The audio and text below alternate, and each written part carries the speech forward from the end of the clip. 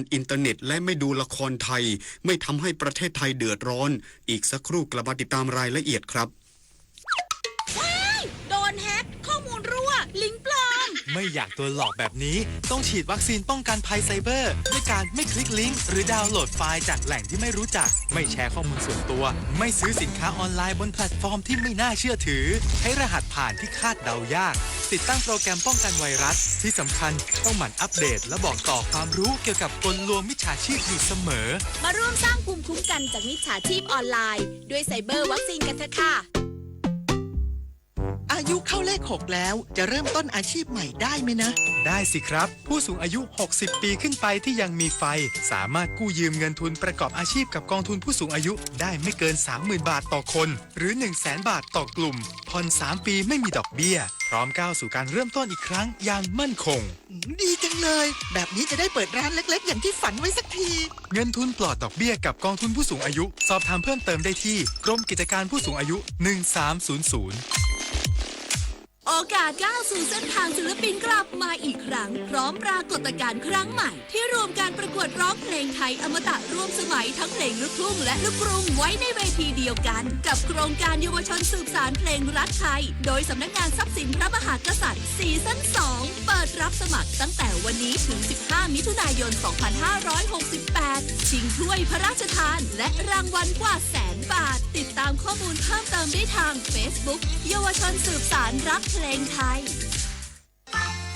ปกติเวลากินเหลือแบบนี้คุณทิ้งอาหารกันยังไงคะรู้หรือไม่ว่าปัญหาขยะอาหารก่อให้เกิดก๊าซเรือนกระจกเพิ่มขึ้นถึง 8% ส่งผลให้เกิดภาวะโลกร้อนวิกฤตปัญหาสิ่งแวดล้อมที่ทั่วโลกกำลังเผชิญมาร่วมกันจัดการขยะอาหารด้วยการกินแต่พอดีไม่เหลือทิ้งเปลี่ยนขยะให้เป็นประโยชน์เศษอาหารไปทำปุ๋ยอินทรีย์หรือแปรรูปเป็นพลังงานนำกลับมาใช้ใหม่ลดขยะลดโลกร้อนเราเปลี่ยนโลกเปลี่ยนรองนายกรัฐมนตรีและรัฐมนตรีว่าการกระทรวงมหาดไทยระบุกรณีกัมพูชาไม่ใช้พลังงานไฟฟ้าสัญญาณอินเทอร์เน็ตและไม่ดูละครไทยไม่ทำให้ประเทศไทยเดือดร้อน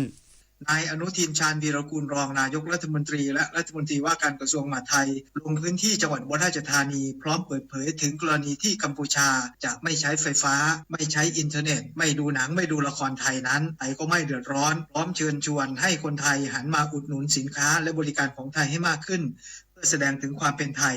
ในด้านความมั่นคงนั้นกระทรวงมหาดไทยเปรียบเสมือนบ้านพร้อมที่จะทำทุกอย่างเพื่อให้ประชาชนชาวไทยมีความสุขมีความปลอดภัยนายอนุทินกล่าวอีกว่าจังหวัดที่มีชายแดนติดต่อกับกัมพูชาให้ผู้ว่าราชการจังหวัดอำนวยความสะดวกและให้ความปลอดภัยกับชาวกัมพูชาที่ต้องการเดินทางกลับประเทศและหากฝ่ายความมั่นคงสั่งการให้มีการตัดกระแสไฟฟ้า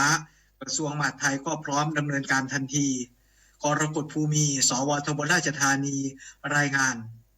ด้านจัดหางานจังหวัดจันทบุรีมั่นใจสถานการณ์ชายแดนไทยกัมพูชาด้านจังหวัดจันทบุรีไม่กระทบแรงงานต่างด้าวที่เข้ามาทำงานในประเทศไทยพร้อมยืนยันไม่พบข่าวมีการเรียกคนงานกลับประเทศในพื้นที่แต่อย่างใดนางสาวอนงนุชมีสิริจัดหางานจังหวัดจันทบุรีเปิดเผยว่าไม่มีความกังวลใจเกี่ยวกับสถานการณ์ของแรงงานในพื้นที่จังหวัดจันทบุรีเนื่องจากด่านในจังหวัดจันทบุรียังเปิดให้แรงงานเข้าออกได้ตามปกติและไม่พบข่าวมีการเรียกคนงานกลับประเทศในพื้นที่แต่อย่างใดแรงงานต่างด้าวชาวกัมพูชาในจังหวัดจันทบุรีส่วนใหญ่เป็นแรงงานในมาตรา64นำเข้าเพื่อเก็บผลไม้ตามฤดูกาลและเป็นแรงงานที่เข้ามาตาม MOU ซึ่งเงื่อนไขการปรับเวลาเปิดปิดด่านไม่ส่งผลกระทบแต่อย่างใดนายอำเภอคลองใหญ่จังหวัดตราดลงพื้นที่สังเกตการณ์ด่านผ่านแดนถาวรบ้านหาดเล็กพร้อมซักซ้อมแผนอพยพนักเรียนเข้าสถานที่หลบภัยนายเชิดศักดิ์ชุ่มนาเสียวในอำเภอคลองใหญ่พร้อมด้วยกำลังเจ้าหน้าที่จากหลายหน่วยงานลงพื้นที่สังเกตการณ์การปฏิบัติงานที่ด่านผ่านแดนถาวรบ้านหาดเล็กอำเภอคลองใหญ่ซึ่งนายอำเภอได้พบปะและหารือแนวทางการประสานงานร่วมกับเจ้าหน้าที่ตรวจคนเข้าเมืองและศุลกากรของฝั่งกัมพูชาที่ด่านจำเยียมเพื่อเสริมสร้างความร่วมมือด้านการรักษาความสงบเรียบร้อยบริเวณชายแดนในขณะที่ปลัดอำเภอหัวหน้ากลุ่มงานความมั่นคงได้บูรณาการร่วมกับทหารตำรวจสมาชิกกองอาสารักษาดินแดนตลอดจนคณะครูและนักเรียนจากโรงเรียนหนองม่วงและโรงเรียนบ้านห้วงโสมได้ดำเนินการซักซ้อมแผนการอพยพเข้าหลุมหลบภัยของนักเรียนณสถานศึกษาในพื้นที่ เพื่อเตรียมพร้อมรองรับสถานการณ์ฉุกเฉินสุริยาพรสิงห์พันธ์ทีมข่าวสวทตราดรายงานสถานเอกอัครราชทูตณกรุงอัมมานประเทศจอร์แดนแจ้งเตือนประชาชนไทยให้หลีกเลี่ยงการเดินทางออกนอกที่พักและระวังการตอบโต้ระหว่างอิสราเอลและอิหร่านโดยเฉพาะจากโดรนและจรวดสถานเอกอัครราชทูตณกรุงอัมมานประเทศจอร์แดนเผยแพร่ประกาศสำหรับคนไทยในจอร์แดนผ่านทาง Facebook Fanpage ว่าจากการที่อิสราเอลได้โจมตีอิหร่านและอิหร่านได้ดำเนินการตอบโต้อิสราเอลด้วยโดรนและจรวดซึ่งอาจส่งผลกระทบกับจอร์แดนทำให้รัฐบาลจอร์แดนประกาศให้หน่วยงานความมั่นคงเตรียมความพร้อมเพื่อรักษาและป้องกันความมั่นคงและความปลอดภัยของประชาชนจอร์แดนรวมทั้งประกาศปิดน่านฟ้าจอร์แดนเป็นการชั่วคราวจึงขอแจ้งให้คนไทยเพิ่มความระมัดระวังในการใช้ชีวิตและปฏิบัติตามคำแนะนำของหน่วยงานความมั่นคงของจอร์แดนโดยเฉพาะในกรณีที่ได้ยินเสียงสัญญาณเตือนภัยทางอากาศหรือพบเห็นวัตถุต้องสงสัยบนท้องฟ้าเช่นขอให้หลีกเลี่ยงการเดินทางออกนอกที่พักหากไม่มีเหตุจำเป็น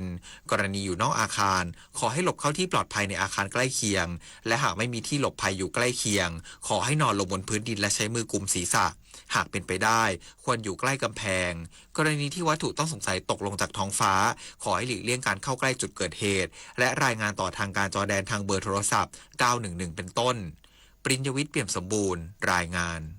จบข่าวธราวุฒิวิชัยดิษฐ์อ่านรับฟังข่าวครั้งต่อไปเวลา 19 นาฬิกาครับ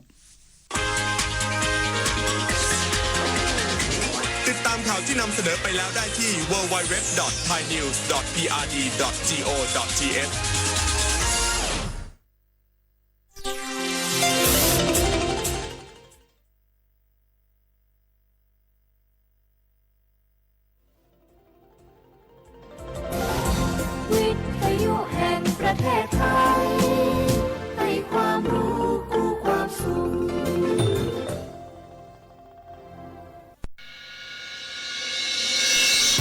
สถานีวิทยุกระจายเสียงแห่งประเทศไทยจังหวัดเชียงใหม่ AM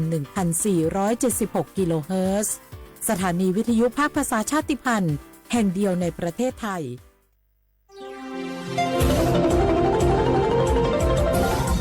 วิทยุแห่งประเทศไทยให้ความรู้คู่ความสุข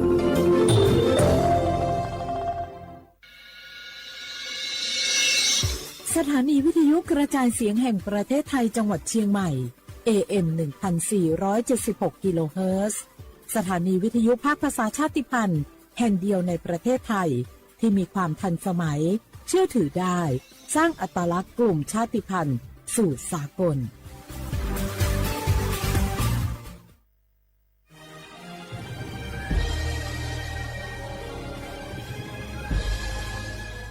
เกิดเป็นคนไทยเติบโตบนผืนแผ่นดินไทยจงภูมิใจในความเป็นไทยชาติไทยเรานั้นนับเป็นชาติที่มีความเป็นมาเก่าแก่ยาวนานเรามีภาษาวัฒนธรรมและมีสิ่งต่างๆที่เป็นเอกลักษณ์ให้เราได้ภาคภูมิใจในความเป็นคนไทยเราควรเห็นคุณค่าและมีความรักชาติหวงแหนแผ่นดินอันเป็นมรดกของบรรพชน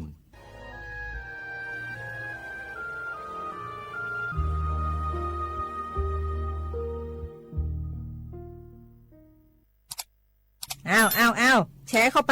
ปมาอ่านเลยแก้วกับผมก็ดูอยู่นี่นะเจ้นี่มันก็เป็นโลโก้ของหน่วยงานราชการนะนี่เข้าไปตรวจสอบเป็นยังว่ามาจากหน่วยงานรัฐแต่ก็ระวังก็เป็นเหยื่อเข้าปลอมเอาฉะนั้นเลยก็นี่ใจถ้าบัตรตรวจสอบไม่ชัดเจนนะแต่ที่จะได้ประโยชน์กลับส่งผลกระทบสมัยนี่มันหลอกกันง่ายนะหลอกเรื่องการทับซิปนั่นนี่โน่นเพื่อเข้าไปกรอกข้อมูลส่วนบุคคลแล้วก็เอาข้อมูลแล้วนั่นเนี่ยไปทำธุรกรรมต่างๆหรือแม้แต่หลอกให้คลิกลิงก์สารพัดที่มันจะทำนี่นะถ้าอันโหจะเนี่ยจะได้ดีนี่เจนี่อย่างแรกเนี่ยต้องตรวจสอบข้อมูลให้ชัดเจนจากหน่วยงานรัฐเนี่ยก่อนข้อ2ต้องมันติดตามข่าวสารหูเต่าตันและข้อ3ต้องมีสติไม่ได้เจืออย่างง่ายๆนะเพราะว่าพวกมิจฉาชีพมันจะใจความเจือความศรัทธาความโลภและก็ความกลัวมาหลอกคนทำให้หลายคนตกเป็นเหยื่อเขาก็ต้องเป็นส่วนหนึ่งในการตกเป็นเหยื่อหรือแชร์ข้อความอันเป็นเท็จบางอันเนี่ยเขาก็จะมีความผิดใดอยู่ดิ้มว่าดีหาเหลืองติ๊กสุดแก้วนี่นะขอโทษครับเจ้รู้เท่าทันป้องกันการตกเป็นเหยื่อจากแก๊งหลอกลวงปรารถนาดีจากสำนักงานประชาสัมพันธ์ที่3กรมประชาสัมพันธ์ค่ะในยุคที่เทคโนโลยีก้าวกระโดดโจรออนไลน์ก็ก้าวตามมาติด สื่อออนไลน์เปรียบเสมือนแหล่งข้อมูลชั้นดีของโจรออนไลน์เราควรใช้สื่อออนไลน์ด้วยความระมัดระวังและป้องกันตัวเองจากโจรออนไลน์ด้วยคาถา3อย่า 1. อย่าโหลดแอปจากแหล่งอื่นๆที่ไม่ใช่ App Store หรือ Play Store 2. อย่าแอดไลน์คนที่ไม่รู้จักหรืออ้างเป็นเจ้าหน้าที่หรือหน่วยงานต่างๆไม่ว่าจะเป็นจากรัฐหรือเอกชนและ 3. อย่าสแกนใบหน้าหรือให้ข้อมูลส่วนตัวในแอปที่ไม่รู้จักเด็ดขาดที่สำคัญควรท่องให้ขึ้นใจว่าธนาคารจะไม่แนบลิงก์ทุกประเภทผ่าน SMS และอีเมลรวมทั้งไม่ส่งลิงก์ขอข้อมูลสำคัญผ่านช่องทางโซเชียลมีเดียยกเว้นกรณีลูกค้าร้องขอด้วยตัวเองเท่านั้นด้วยความปรารถนาดีจากสำนักงานประชาสัมพันธ์ที่ 3 กรมประชาสัมพันธ์เจ้าจะอีอากาศกำลังดีมีหมอกมีเหมยมีน้ำข้างเหมือนในฝันเลยเนาะเจ้เนาะใจละยิ่งตอนแรงซ้ำให้นะช่วงตะวันจะตกดินน่ะฟ้าเป็นสีทองน้ำแต่อากาศแบบนี้นักท่องเที่ยวชอบเนอะว่าได้สาวๆมายืนตากน้ำข้างอย่างกันอยู่นี่บรรหาวันก็นี่เปิ้นกำลังชมความงามธรรมชาติอยู่มาอู้ให้เสียบรรยากาศหมดไอ้แก้วว่าแต่ว่านี่จะไปไหนนี่วันนี้นี่ปูนนั่นกันเนี่ยจะไปเฝ้าเฟืองหิกำที่กลางตรงปูนไงพี่ป่อบอกว่าจะปลูกหอมแล้วนี่ไอ้แก้วเปิ้นกำลังชื่นชมอากาศดีๆนี่จะไม่ยากคืออากาศเสียเหี้ยแล้วนี่เอาเห็นหมอแก้วชื่อเคยบอกกันโลว่าการเผาอะทำให้เกิดมลพิษฝุ่น PM 2.5 มันส่งผลกระทบต่อสุขภาพต่อสิ่งแวดล้อมและการท่องเที่ยวตอนนี้อากาศบ้านเฮากำลังดีๆอยู่ถ้ามีการเผาเศษวัสดุต่างๆอากาศก็แย่นักท่องเที่ยวก็ไม่อยากมาน่ะกะใจละจิอากาศกำลังดีๆอยู่จะมาเผาอะไรเปิ้นเหี้ยไปเลยไหนไอ้แก้วคือไอ้คำมันมาไถฮือมันเตะไอ้แก้วนี่ไงโอ้ขอโทษครับน้องพลล่ะคิดว่าเผามันง่ายดีเน่ร่วมสร้างอากาศที่สดใสไม่สร้างมลพิษให้สิ่งแวดล้อมปรารถนาดีจากสำนักงานประชาสัมพันธ์ที่ 3 กรมประชาสัมพันธ์ค่ะ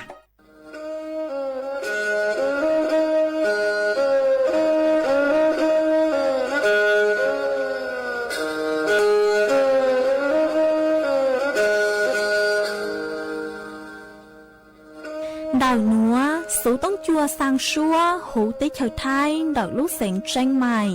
Lúc sư hỏi hà lưu mông, inu bấy hà ó ra. Yang sáng dấu, bấy hà thảo sư hỏi, giữ tính, dù trao tính. Yang trọng đô, bấy hà thảo sư hỏi, cậu khang tính, dù cậu dị tính. Sang tầng đảo sáng AM Kế ý chênh bao bùa sang chọc giao kHz Đảo núa mông do bấy lưu mông Suốt lời so căng nông tàu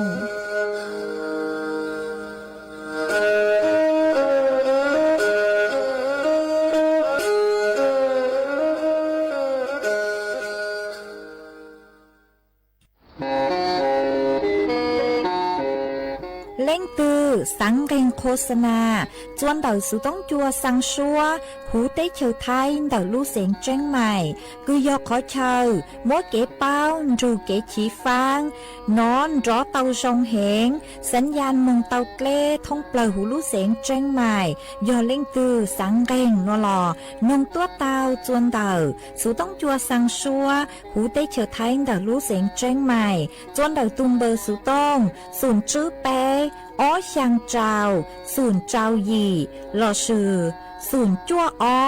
ó pláu trào gì chứ sang chua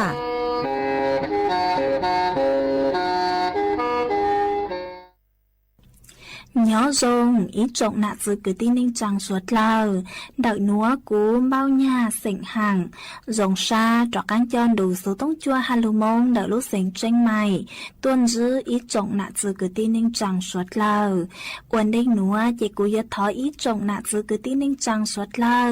Cứ mình gang lưu sai hang gang lưu nông nhớ cho hữu page Facebook Mà thó của mình bánกดไลค์กดแชร์ý lên ýแชร์ปุ๊cho page สวท AM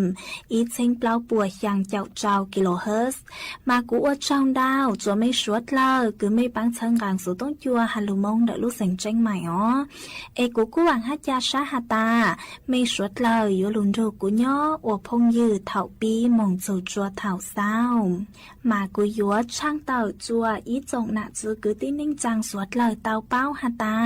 นัวเจกูจัวเกลูชัวจัวสวดเลยเต่าหนอเสืออ๋อเอยฮาตา ba linh thư cứ mua số chỉnh chênh nùa lò men đào số tông mong xuyên trả mê vì do hạt ta do cú chữ nhó chuan đợi số tông chua lợi tê yếu chữ mua linh thư lù dài mê lấy số tông chỉ cú trang tạo lên núa chùa ý trọng nạt sự cứ tin đến trang suốt lời tao bao ê chuan dưới núa chỉ bế mong cổng ký lò dậy ua kì Nya ya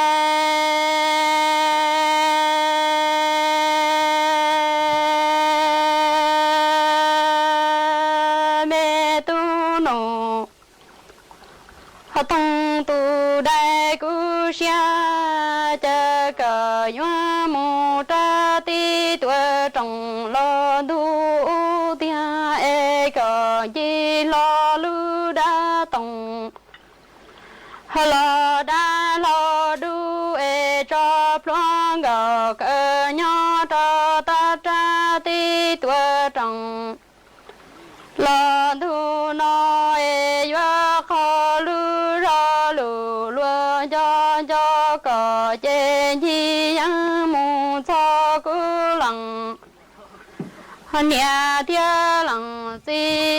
chỉ lúa công e chua tua lo nó chua chua e ta nó cha tua lo nó cha cu e sa như phong như mu nhớ đồ po ti u i lo po yo lu yo mi tu no tông a nya ya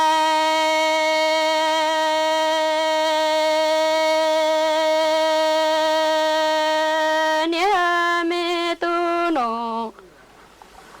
tông e mu ta i trong đồ răng mu tua ta ta no e cha rong ta đua lo ye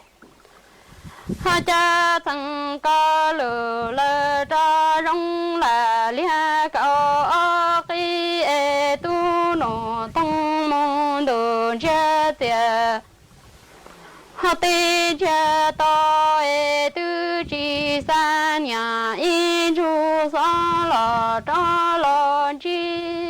cha lu ya chi hai tia lo cho tu no thông ya mi do pa tha i tua te tru lo li cha mo wa shi e ta no chen ga ka wa ga ka yang mo shua ku lăng nia lăng si chi te lo cha cha tua yua no cha chi yua mi tu no tông tu cũng cho nia ya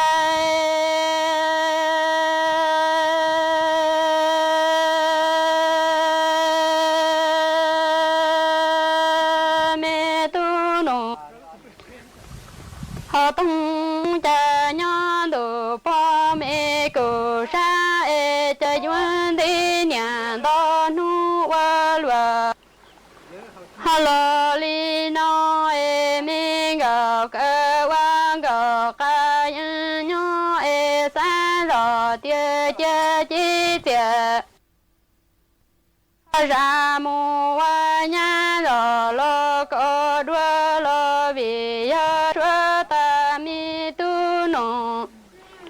họ thông tu cu chua e chi wa chân là lia wa cu lăng nia lăng ti tung ga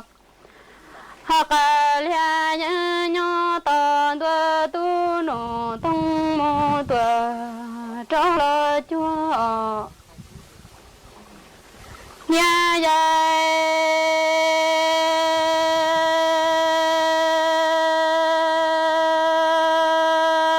me tu no họ thông cha si năng nó chua tua nó chua đó e cả mu đi nhà đó xong lo chi nó cả lo xa xó e cũng cho cả chế 月之下我孤冷年天冷。寂寞的一季那月没都能等啊，年人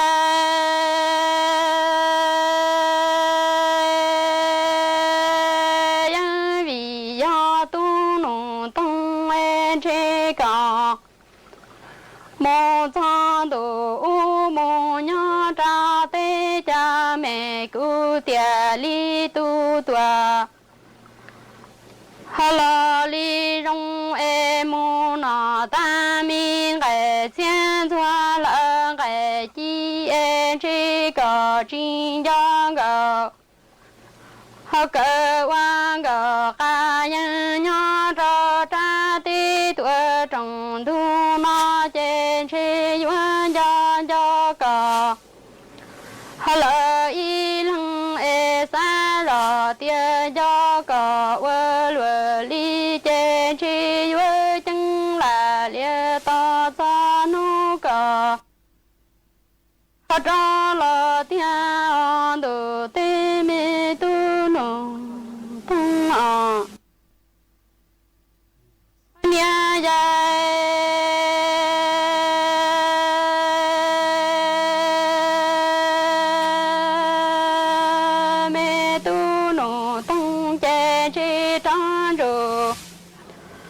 莫藏多对家没故山乌哎木那大明哎千川哎好坚持小路都弄，好等着下班养个个分个着大明的多种。哈兰都那手给掏一万个了万头哎靠下我罗，那哎都能懂个只包扎么努都哎估计些让我年了，老单头哎都木多到坚持个一样着了早扎的种。老土那哎只有好个了路上越迷都能懂啊，年人。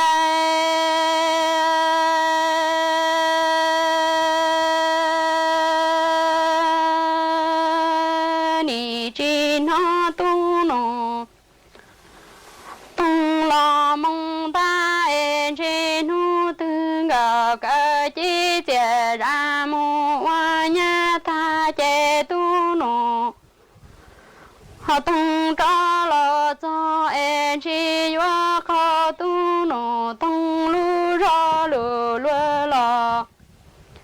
好地着哈哎为呀万个万丈娘家到家路多。哈喽，海大哎大万个万朝着把这哈干净，哈喽是用哎大那公家家都弄东家一样做冷两天冷，好子哎没了了没得哎好路绕路路只那都弄，好等了三三坚持没个个月进来了么古冷两天冷，好子路路公路冷梦着路的路前着路给上那街都先我路。哈里哎月嫂心的对那觉知一动着年哎是都弄，好东娘这的中郎都哎都弄东北远茶， công đờ tư trong lò sĩ bùa sang gạo cơ xe chế chỉ xe lùa nó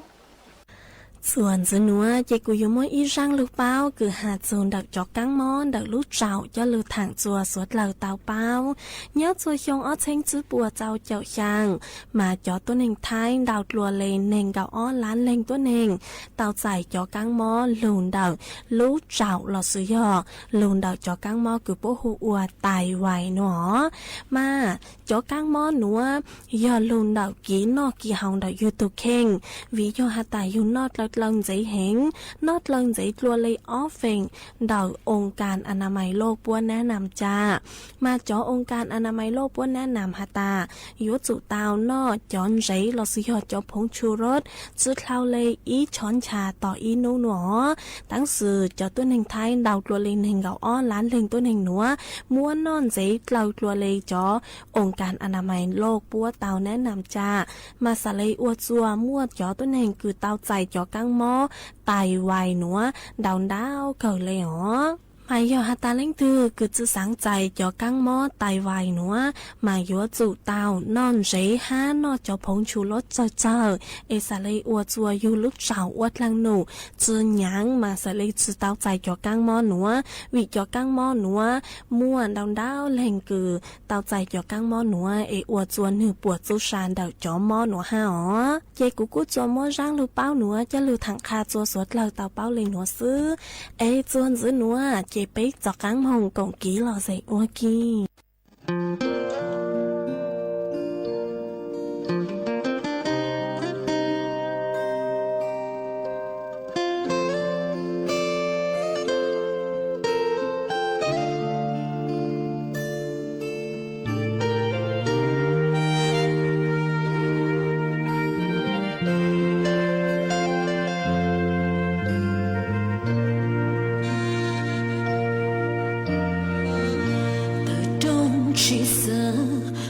chỉ lời chê lần đầu có chỉ chê đâu là có gì tập lời cha muốn chỉ lo tê lo chờ cha cũ luôn chờ có ư trong mi lời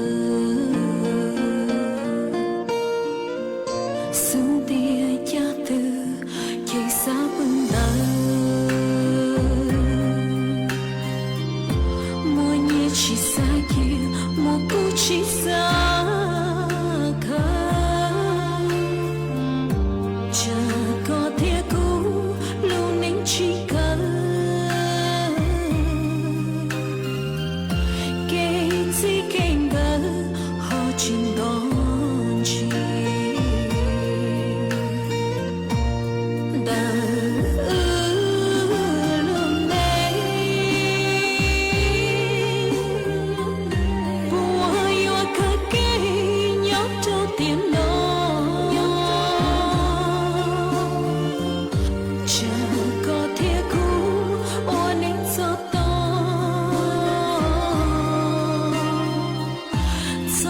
cho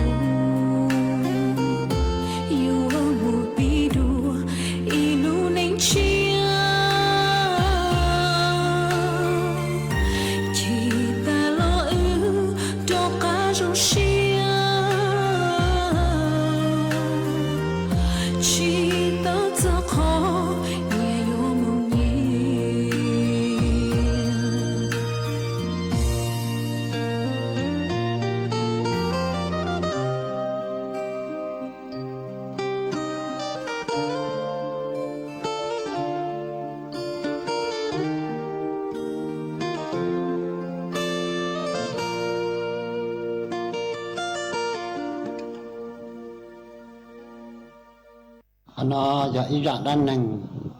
mà mua cứ ti hoàng hoa thế nó thọ u chè nhiệt chỉ chờ yêu tàu mua tụ cứ ti lô hoàng hoa thế nó trên cái nè nó một chành chè cho là quần nó luôn chè mỗi nô trên cái một chạy giờ cha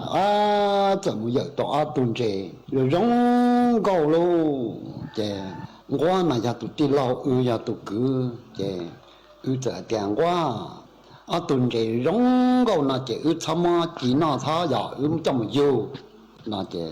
我这点我哩那这讲弄到个有家去当这咯，到东到是这，大树那树这个找这，当家是这，我就是么我都忙在家咯，忙在家就好，叫人家哩俩落到这，这点电话，东这那个对点这么有了呢，个么个都知道啦。cái chính nó sẽ có tụ có chỉ tiêu có cho yêu我这啥着的让人到这有铁路我怎么领导领带都能老抽流还就了叫人做那就做的我讲我帮家这一下我没到喽这一下我没够了这个这我俺了叫了有着北湖mỗi người nhiều湖这个是这么着这着这么有着北湖啦chán cái này nó mua liều tê là trồng tù lọt cho và già mua ít tù bao nhiêu là do tù bao nhiêu mà lọ mong cái hậu lử qua tiết ta qua mỏ qua rau xó xòn cho bà lù chè chế đủ lù chè khó ra khó chờ rồi giống chè trồng cái lọt cho chè cái lọt khi khó từ nào và chè我说我冇点种个那喽，我领导到么弄背弄的，我啥知道？我你们我得求，热热得求做的，热热得求，家内去家里呢，要多我有得好路的的，我说我冇做那，得求么个做点多呢，我偏呢做那，背住么好路了，主要背要多我呢得好路呐。bây hậu luyện đào bây giờ không to mà này để hậu luyện qua cái sa chỉ tàng cái thiên lý muốn nông sâu hả thì sâu我哋家都奈有么能分落我有得好旅咧要我哋家嘅收贴啲我贴呢都没有呢么呢能话嘛呢啥个包姐呢我知么一弄呢地数呢地数呢下啲呢有么我得我奈呢我知到我都容姐呢蒙古表姐一别姐那包了嘛，但是那也没嘛，那么鸟软就不好来，么盘做么来，么片做么来，么鸟那来靠民主，姐那包了嘛，我拿喽这个弄到个走，地数我才能长地数大这个么。错年么错年来么软就不好来么盘做么天偏做么来地区么靠拖来大姐个走我早的侬哪有呀梦我让梦着梦我得梦一扎中度嘛拉喽那姐个我早手机梦到别好接点个怎梦高被侬呢接到别好接高都有别个真弄家，这热一年之热，我家在哪路红着，真然后最多的，在哪里那的，在去哪他路后真当然在的，哎呀，你老我家只把路转知道呢，只把路偏着么天那么对么找好那么我家摆了呢。哎呀，多么节对呢？当朝着的家去把家昨天昨天当天多么节对呢？那么做到多么节那么，我家去把了呢？去把口戳了天，知道口戳几咯？ yang cái một chút cho từ nè cho nó thả nên nó lâu chuyện cái ít tu lò bỏ trong ta ít tu lò bỏ trong chùa chế cái long chia lò khi phá khó trong mà trâu chi lò chế yo ở tu lòng công tới tí trâu kia đó cá trâu bị lú hu na ha chế lòng có tờ trâu bị hu na ha yo hồ ngồi san gì bỏ ra người gì tao lại lô chế我越遇到读了容够咯哈，越遇到我呢这，这点地方话，起来，个要真古读啊子，个读个么办在那个读别个么，喂，个要真古读容够啊子，古读要读啊，古知道么办在那，对点个读个么办在，贴来搞一下好么了呢？哦那咯，这地方话。我知道的这，这里找了读到这，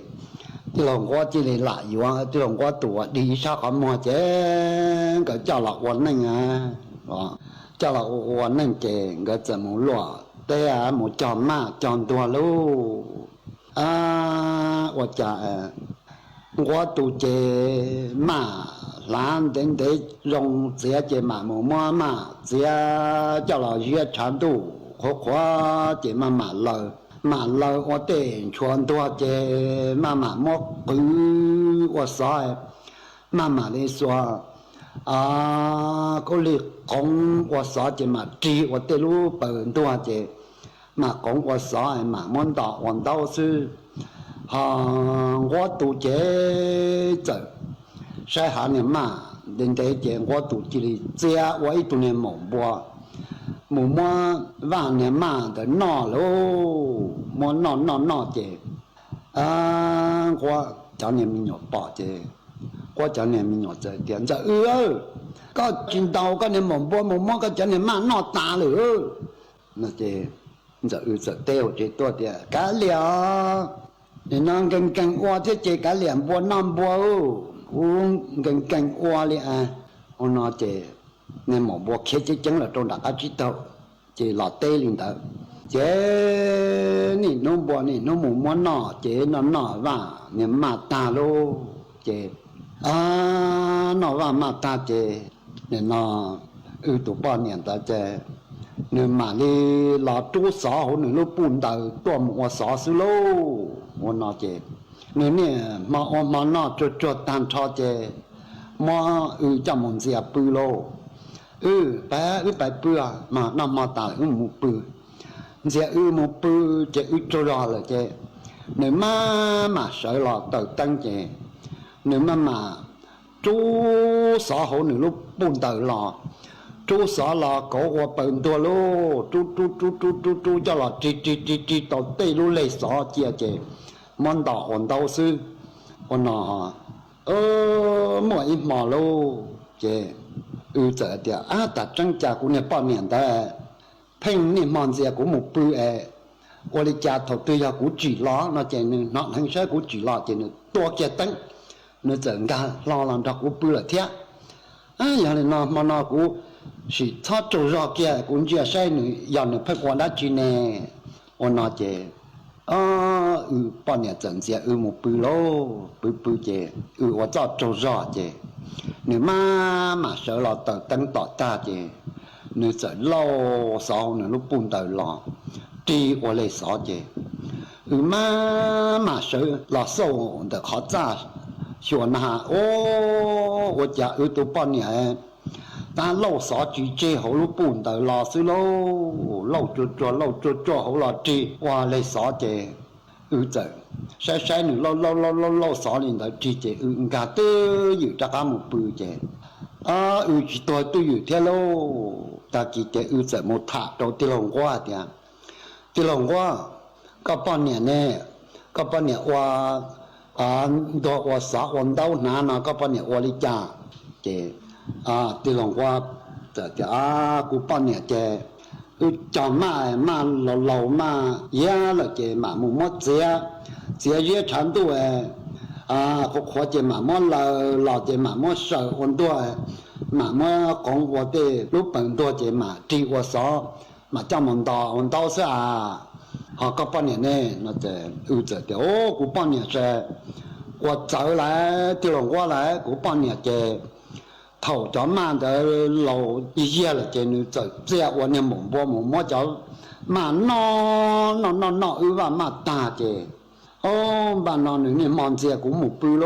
bự cái cũng cho rõ cái này mà sợ là lâu sáu lúc buồn đời là chỉ qua lấy sáu nó sẽ chỉ mỗi mỏ của thế này mà nhà sâu họ chỉ là ô cái này lâu sáu buồn đời chỉ là tôi cũng nói thằng chỉ người cho cái tăng chỉ là bỏ cũng bự là thế ô lên nó mà người chỉ bố cũng bỏ đi nữa chỉ cũng mà nhà sâu nè ha ô cái này lâu sáu lúc buồn đời là chỉ qua sáu chỉ lên đào hoàn đào sư nó chỉ我这个家领导那他给过去多少噻，你妈长度多少噻？我那这，你妈这，哦，我这再多年对多，你对当今朝多这，哦，我帮你拿对多这，你帮你确定不了，我都少去报，这我大家了，妈大家你这过去再牛没啥不报，妈大家你再牛多这，帮你拿你牛。tôi chỉ tông chứ, bao nhiêu cho đánh một bữa là thế, người chỉ bỏ thế,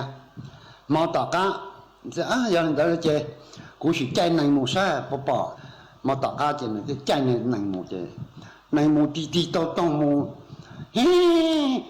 một thế lô chứ, bao nhiêu nó chạy này tôi chứ, bao nhiêu cho đánh, bao nhiêu một bữa thế chỉ bỏ, mà tất cả người họ chạy để một chạy để một là chỉ bỏ chứ, ô mà cơ chứ, người thế này chạy tụi này chỉ mỹ to lô, chạy tụi này mỹ to chứ, này mỹ mang cả chứ, chén cả chứ chén to, trong đó có một chế này mỹ to sau chứ, qua bỏ nè chứ lâu sáu chế hậu bù, đầu lò kia lô chứ, quan chuyện chứ tụ bỏ nè tụi giờ nó chả là lâu sáu chế bún đầu lò quan có ở đây lúc bệnhตัวkia lô nó chứ, chuyện cha cả bỏ mỹ khoản châu chế nên mỹ giờ máu nó ít số chứ, châu giờ chế chân cầu chế bí chùa cho nên sáu đông trang的bún đầu chế chỉ được vào lo bể lông đầu lô chỉ toàn lo toàn đầu chế我贴牌了咋啥这个帮你背拢了啦啥我咋给到咋说真垃圾个一度到等一度慢慢所讲đi lúc cá sò trên cái thêm mà đi tàu lúc cá sò được bún đầu chế trên chú tàu sò họ bún đầu tàu cho là sĩ做到赚到那chế giờ thế này sáng lo chế cho chế giờ thế chỉ thành là chế bao nhiêu thế cái lúc hành động được cái chỉ trong cái ở đây cái gì chế lúc này ya qua một chuyện thế còn nào lo chế我把领导大件，我这个没chế咯，我这个没chế，我这去注意，要么早多把这我把年天咯，种喏chế，我这的大几件，我这找我们我多的，只我只还的个你们当中喏，那chế我找们多还的chế，把年这的我还做个。long qua hạt tiền có con đó chứ lòng qua muốn đón đồng nào in chuyện có con muốn nhon đã cái dục kiện đã sai này là chỉ có khía lọ có cho nhon đã nữa đón đồng làm tàu con nữa có lúc hắn cho chỉ trong chỉ lúc năng yếu một chỉ tổng đấy nó chỉ rằng qua đón đồng lô chỉ có muốn đói tụi nên đồng lô lo giả vào chỉ qua giải có một nhóm đảng dục kiện đã giờ một này tôi nó chỉ có hữu của trận đầu nâng có nhóm tuyển đó chỉ thế là một nhóm đảng chỉ to phán từ lo chế là chỉ quan tận đó với lo là tin trong đảng có những nhóm chỉ có to chỉ to rồi nó to đó tàu nó bao nhiêu thì tiền đó chỉ我这老早这点，我这找没有么的。mình nhỏ các một hai giờ thế bà chỉ lo nhà chỉ bà chỉ lo nó chơi cả giờ tuần làm đập đến nhau nọ thế mình nhỏ kia mua tiền giờ chỉ bà lo nó nào cũng chỉ cái mình đón đón chỉ bà lo nó chơi bao nhiêu giờ tiền chỉ lo cơ mà bà ta chỉ lo là nó chơi mình nhỏ kia tất cả mua tiền gì giờ tiền chỉ lo nó chơi oli là chỉ ta kỳ tất cả họ chữ đồ mù chỉ ta kỳ chơi trong nhiều tuổi tiền chỉ cũng chỉ là tiền cả na nên mù đó bao giờ cho là做这有绕包个呢nó chơi giờ hai tiền chỉ là qua cho con một đó chứ nhưng chỉ là qua cả con một nhon ra chỉ là qua đó bao giờ lọ nó chơi có kia lọ chơi có sang nhon ra mà có một nhân trả tiền đó là đầu có tua tiền người yêu của nó nữa ôi thế cái một tập bộ tập trong chùa chơi cái một khơi tội luôn này dễ lo chơi quá chơi có một nhân trả sen này của khơi tội nó chơi giờ chỉ một này nó chơi có lọ của hồ có lọ ở mặt đó nó chơi chơi một nhân trả chơi một trong đoàn trả chơi tổ phán từ lọ chơi我打结了呢，包人装比翁就喊跑一道了，第拉中大行我娘的，都开了这我这点，多几多就那多，我来你半年的，我这老早这找民养么的，那么晒我只有把老这也只老那这个，这有多大变样呢，民养去开么，这nó có chỉ cái một đó dễ chữ bà lo chữ tư lo bà ta chữ lo bà ta mình nhớ cái mua gì giờ tiệc chữ tư lo bà ta nó lên mà ta kỳ chế họ chữ mù li nó chế mua inu lo chế chỉ tao chế phiền đi chữ chữ nó là ở một lối thanh cho là tông đầu ôn đầu nó mà chế bao nhiêu tiền có chỉ chế có lúc hắn cho lo tiền chơi luôn này giờ một chỉ tàu mà có mùa nó nọ chế chỉ lòng qua cho có một lỡ thành nếu mà có thay đồ học thành đó chế có mùa giờ có chỉ lo lỡ nó chế nô từ của tổ hú con nó chỉ có khí khó trong khi họ trong này của làm cho con nhau nó nữa Olia thì nôn tại chuyện quá trời toa thì mua chỉ bài mù nói thành cho là tông đầu chuyển đầu cho Olia tê chỉ ở tụ thể một chiếc tàu thành lô một chiếc ít tá su chế tàu nè trả thành lo chuyện cái lỡ chìm trong từ lô chế quá trời thì chỉ các hoàng gia tụi này nhỏ cả nó một nhỏ tết đại hoa người cũ chỉ tàn đấy bỏ cho hộp lấy cả cũ cả chút xoay theo tàu thành tàu nó chứ giờ phải mua nhà bà chu nhỏ cho nó chứ qua chứ giá một cái dây mình chơi đi còn dân chơi mà đi cho hoặc chỉ cũng đấy cả ta cho sụp lấy theo cũ ta theo tàu thành chế qua chỉ bao lô chế chế phải giá mù dây chế phải mà đi chỗ nó chế qua nhà tổ nó qua tổ phán từ tí thơ đó cổ chế tí chỗ nhà chỗ hộp bờ như bài tờ nó lo hộp bờ như thành chỉ vì vong hổ lô chế đó vong cho hổ chế bọn xe đòn tay po hổ lúc họ bận dọ đồ tệ là chế giờ cô nhẹ tua hổ lại lô chế我这抓龙老姐姐我这老海我民用的那么还装着的只有不老也只有只老那这讲着东大边呀呢那这我按年有去看么点着侬那个钱个么来听只有不老这的这的侬那去把只有老了小个钱个么来听我的家去把只有老了 hệ cú chỉ thì ya chỉ bảo chữ là nó chỉ cả muốn ra bên nhau nọ cả sông ra muốn ra bên nhau giờ giờ tê thì ôi mà đó là nếu mà hai cái chỉ thì ya cái chỉ cả cũng muốn ra bên nhau nó chỉ cái chỉ to mà chữ tổ là cái to của nó ta cho cũng mà muốn ra bên nhau nọ ôi chỉ kiếm một cái gì giờ hai thì ya cả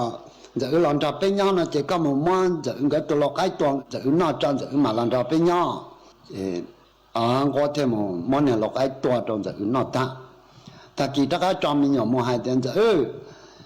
các cô chị giờ các làm ra bên nhau nó ta cái thì giờ các chị cả cũng mình ra bên nhau nó chỉ tổ món tổ làm bao toa cũng nó cho chỉ tổ món tổ làm bao toa nó ta cho toa hai đua thì cả toa nhuตัวนู่นนอตาตัวตื่นนอตาเจมอเหนียวเชื่อเหนียวสู้ตัวนอตาโลเจนู่นแต่เจเทลิจักรจอมเหนียวตัวหายเดีย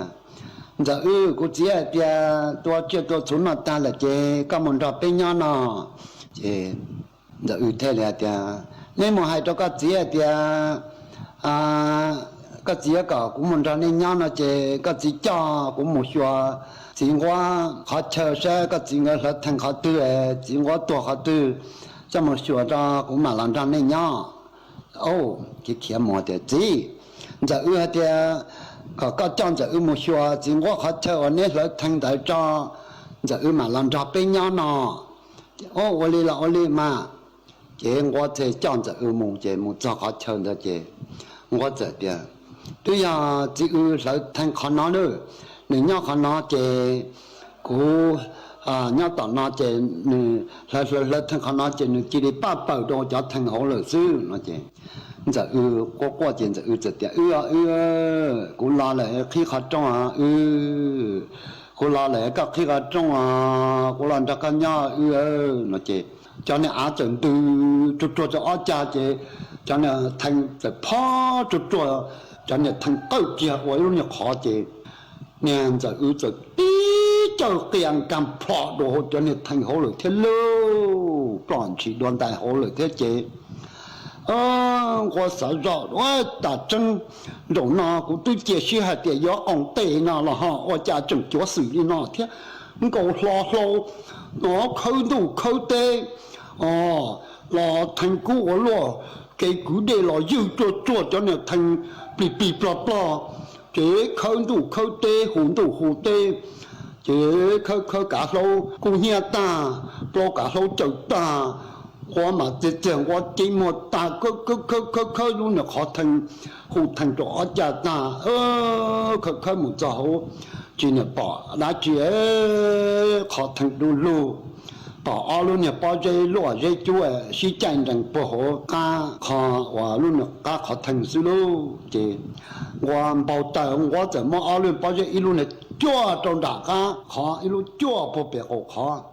chỉ và cứ tranh này lâu lọ tí tôi này chế một rừng lọ chuyện bông lọ chế là chế chế bỏ nè thế là mình đóวันนั้นตอนตัวดาเลยดู